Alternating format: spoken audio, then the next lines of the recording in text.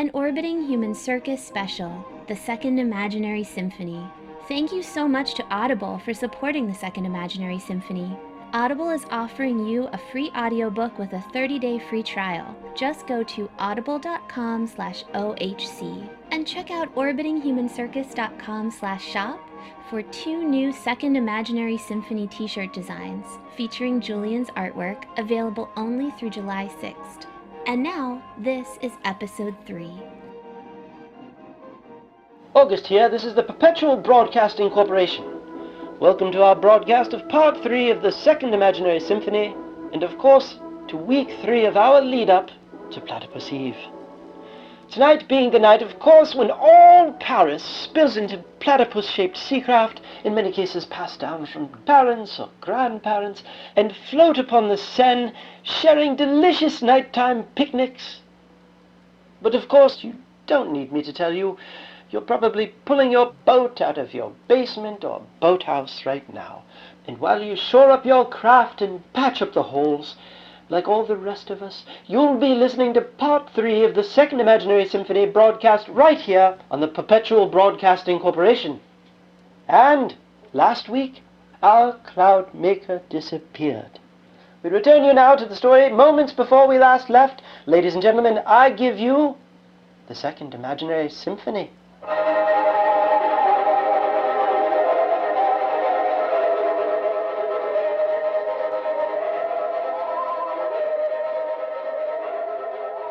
This is getting me nowhere, thought Nye, who with a great sigh of relief decided to resume his search for Mr. Ackerman outside. On his way to the door, however, Nye found himself suddenly tumbling forward, falling face first to the floor. And there, beneath his feet, lay the culprit, the infamous large yellow raincoat with its inch of undisturbed dust. Retrieving the raincoat and straightening the coat rack from which it had fallen, Nye heard the unmistakable sound of distant thunder. Oh no, he thought. Rain would be of no help at all. Nye poked his head outside to find that indeed it had begun raining, and soon it became quite apparent that this was no ordinary rainstorm.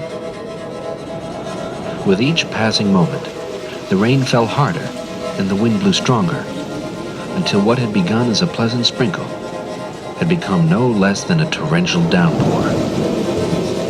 In his mission, however, Nye would not be discouraged.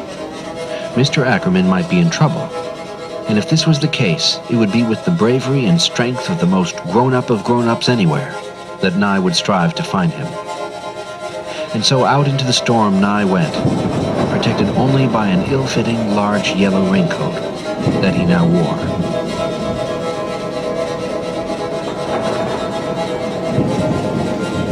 All around Nye, the skies grew darker and darker until not the tiniest trace of sunlight remained. Huge tornadoes began to gather upon the horizons, their deafening winds so loud that Nye was unable to hear the sound of his grandmother calling for him to come home. Spiraling raindrops filled the air, turning the earth to mud and flooding the streets all about him. And then suddenly, a tremendous gust of wind came along, blowing Nye off his feet and blowing the open raincoat right off of him. Nye looked up from his seat in a puddle and was astonished by what he saw. The moment the raincoat had blown off of him, the rain had stopped and the sun came out. There were chirping birds, and all shone with the warm glow of a clear sky, as the powerful cumulus clouds that had been pounding the earth with its torrential downpour just a moment ago had all but withdrawn. Nye looked at the raincoat, which was now strewn on the ground a few feet in front of him, and looked back up at the sky. He got up, went to retrieve the raincoat, but as soon as he touched it, he found the sky darkening and the distant sound of thunder again returning. He took his hand off the raincoat and found that the sun had once again come out. He repeated this several times and found that every time his hand made contact with the coat, the cumulus clouds were once again drawn to fill the sky, and the moment he released the coat, the clouds withdrew. This was another of Mr. Ackerman's possessions, Nye decided, that should only be touched by trained and authorized personnel. He reached for a small branch that in the storm had been blown off of a nearby tree, and with it lifted the raincoat carefully and returned it to Mr. Ackerman's wooden coat rack. Then a thought occurred to Nye. What if early that morning there had been some sort of emergency at the cloud factory, one that required Mr. Ackerman's immediate attention? An emergency of such great importance that he was unable to pause for a moment, not even to close the front door or retrieve the fallen hat and briefcase that he had dropped in his haste. If such had been the case, then Mr. Ackerman would certainly appreciate having his hat and briefcase brought to him. Certainly he would, thought Nye. And so, Nye climbed to the top of the big hill, Mr. Ackerman's hat and briefcase in hand, and looked down at the great factory as he had done so many times before. He knew he'd never get past the guards at the front gate. At best, they would simply take the hat and briefcase from him and then send him on his way. Nye wanted to see that Mr. Ackerman was all right with his own two eyes, and to see inside the cloud factory more than almost anything in the whole wide world. He had discovered some time ago that around the back of the factory there was a small hole at the base of the barbed wire fence, just the right size for a skinny 9-year-old boy to fit through. Nye made his way carefully down the hill, so as not to slip on the wet grass, and climbed quietly through the hole, pulling the hat and briefcase behind him. The factory consisted of 2 tall silver buildings, one rectangle and one square, connected at the center by another giant bubble-shaped building, roughly double the size of the others. The whole of the structure was covered from top to bottom in long lines of blinking lights and lighted windows. It looked to Nye like a giant version of the old recording equipment that his grandmother kept in their basement. Looking up at the smokestacks, Nye wondered if he had ever seen anything quite so tall. Standing right up next to them for the first time, he had certainly never felt smaller. Just then, Nye heard the sound of voices and footsteps coming from somewhere nearby. He looked around for some place to hide, but could see none. Moving along the back of the great structure, he came to a single unmarked door and gave its knob a try. The door was unlocked, and Nye, hearing the voices and footsteps draw nearer, slowly and quietly cracked the door open and stepped inside.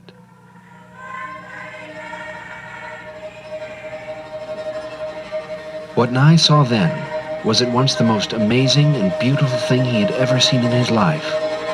Rows of singing, white-haired women sitting on a vast and spiraling assembly line. In front of each, a small and perfectly formed cloud, floating only inches above a frost-covered silver tray. Men cranking cranks and pulling levers upon huge machines made of silver and bronze. Hundreds of workers suspended in midair by string, pulleys, and wire, pedaling upon small contraptions whose pedals and gears were linked to bigger gears, and those to bigger gears, and those to bigger gears yet. Above them, giant fans blowing the larger completed clouds toward smokestacks high along the factory's vast lighted ceiling, creating huge cloud-shaped shadows that drifted over the men and women working 100 feet below. He saw several raised platforms upon which sat workers surrounded by huge control panels of blinking and flashing lights, buttons and knobs of every imaginable size and color, frost-covered golden tubs housing hundreds of tiny floating clouds waiting for inspection. Suspended from the ceiling, a giant clock of a sort that he had never seen before, flanked on all sides by a towering bank of gauges and meters. And rising out of it all, on the tallest platform yet, he saw the elder Cloudmaker, who from his perch high above directed the flow of the entire factory with graceful waves of his left hand while calling out through the megaphone in his right. Nimbus, 200 of 3,000. Stratus, 44 of 53. Cumulus, 27 of 413. and on and on. Nye realized that he had begun to shiver, and noticed also that he could see his breath. Looking around at the singing, silver-haired women seated all about him, Nye noticed that their breath could be seen as well. In fact, upon closer inspection, it almost looked as if the women were singing the clouds before them. Putting on Mr. Ackerman's large hat and crossing his arms against the chill, Nye proceeded to look about the building for any sign of Mr. Ackerman. He noticed that every single chair in the building seemed to be filled, with the exception of one, and that this one empty chair seemed to be the focus of many an anxious glance by the workers in its midst. Even the elder cloudmaker, directing the whole factory from his platform high above, was seen to glance worriedly at this empty chair from time to time. Indeed, this chair, located high atop the only empty examination platform, seemed to be a matter of great concern to all the cloudmakers. Crawling his way along the factory's back wall so as not to be noticed, Nye made his way slowly but surely to the platform in question. He waited silently until he was sure no one was looking, and climbed slowly up to the platform's top. Peeking over the edge, Nye could clearly see a silver plaque, bolted to the back of the empty chair. And etched upon this silver plaque, he could clearly see was the name R.A. Ackerman.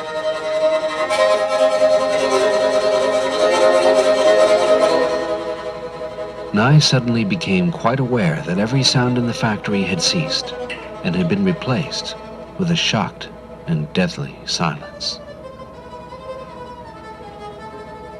Looking up, he saw that all work in the factory had come to a stop, and that every last eye in the vast building was upon him. "A little boy?"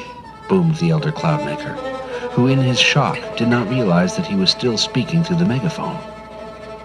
Several of the cloudmakers began slowly to rise to their feet, and Nye, now aware that he might be in terrible trouble, collected the briefcase and ran as fast as he could towards the door through which he had entered. Finding the door still unlocked, Nye made a hasty exit, not looking back even once outside. Hearing a growing commotion behind him, he made his way to the gate and squeezed himself back to the small hole. Once through, he ran as fast as he could up the hill and to the road just beyond it. At just that moment, a fire engine with its lights flashing slowly turned the corner and began sounding its alarm, having just pulled out of the engine house. The firemen on board were under the luring influence of the fire siren and did not notice the small boy as he climbed on board. Nye hid himself underneath one of the fire engine's big benches and, exhausted by the day's adventures, drifted off to sleep. He awoke a good time later to find a wet and motley group of firemen looking down at him. "Don't you know that fire engines are dangerous places for little boys?" asked a fireman with a kind face. "You could have been hurt. What's your name?" "Nye," said Nye. "You mustn't ever go near a fire engine when it's in use, Nye. Now, if you were to come by the engine house some afternoon, that'd be a different story. Why, me and the boys, we'd even give you a tour. But when we're fighting a fire, that's business only for a trained firefighter. And even trained firefighters die fighting fires. Do you understand, Nye?" Nye nodded yes, and the fireman smiled. "Someday, Nye, you might even grow up to be a real fireman, just like us." Though he tried not to show it, Nye shuddered inwardly at the thought of being forever subject to the whims of the fire siren. "Where do you live, Nye?" the fireman asked. Nye looked up to see where he was, and saw in the afternoon light that the truck had traveled rather far from Telegraph Road. However, not wanting to answer too many more questions about his day's activities, Nye pointed to a spot vaguely down the block. "Well, you head on home now, Nye." Relieved, Nye stepped down from the fire truck. "Oh, and Nye, where did you get the hat and briefcase from?" They're my father's," said Nye. The fireman smiled and with that the engine was off, leaving Nye standing alone on a street corner. Realizing that he had a very long walk ahead of him, Nye started for home. As he walked, he reflected upon the day's events and became more and more concerned that something horrible really had become of Mr. Ackerman. Soon the day began to turn slowly into night, and Nye noticed that though he had been walking for quite some time in the direction of home, things were looking less and less familiar, until soon they were no longer familiar at all. Nye realized that he was lost, and in a part of town that he had never been to before. The buildings loomed larger and somehow grayer, with dark alleys that spread like vast spider webs between them. There were more and more grown-ups everywhere, all rushing to and fro with haste and impatience. Nye was becoming worried that he might never find his way home. He had walked a long, long way, and his legs were aching as it was. He knew one thing for sure. He was tired, and did not much like this new part of town in which he had found himself. Nye sat down on a curb to rest his legs for a moment, and was almost tripped over by a large businessman who had been rushing past. "Watch where you're sitting, little boy," scolded the cross businessman, who dusted himself off and continued on his way. Not wanting to be tripped over again, Nye gathered himself up and entered one of the nearby alleys. At least here there would be less traffic and he could rest. The alley was dark, and Nye, moving carefully so as not to bump into anything, settled against the wall of the building, finding a nice soft spot on which to rest his head. It was now almost completely dark, and as night settled on this strange part of the city, Nye found the sounds coming from outside of the alley to be more violent and foreboding. Drunken sounds, bottles smashing, and men fighting. Wild laughter that offered not a hint of happiness. Nye wished more than anything to be safe and at home with Grandma. He realized that he was hungry, and that Grandma had probably had his dinner ready long ago. He knew also that once the dinner time had come and passed, she would have begun to worry. Nye promised himself that he would take only a short rest and then immediately continue on his journey home. And it was with this conviction that Nye's already heavy eyelids became altogether too heavy to lift at all, and Nye fell once again into the deepest and most pleasant of sleeps. What Nye did not know as he drifted off to the land of dreams was that the soft object he had come to rest against was not a bundle of rags, nor a wastepaper bag. In fact, it was not an object at all. It was a man. A very tired and sleeping man by the name of Rudolph Abacus Ackerman. In a matter of moments now, Nye and his friend Mr. Ackerman will awaken and discover each other in the morning light. But let us first take a moment to discover for ourselves the difference between the sound of a sunrise on Telegraph Road, as we experienced at the beginning of our adventure, and the sound of a sunrise on the streets of a sleepless city, as the first rays of morning light glitter peacefully upon the empty silver flask in Mr. Ackerman's outstretched hand.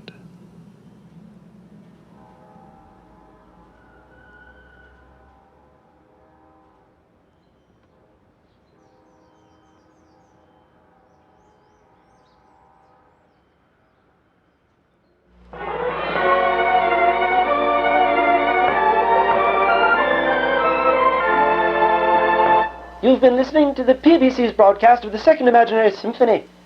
Do be careful not to tip your boats, and we'll see you tonight on the Seine.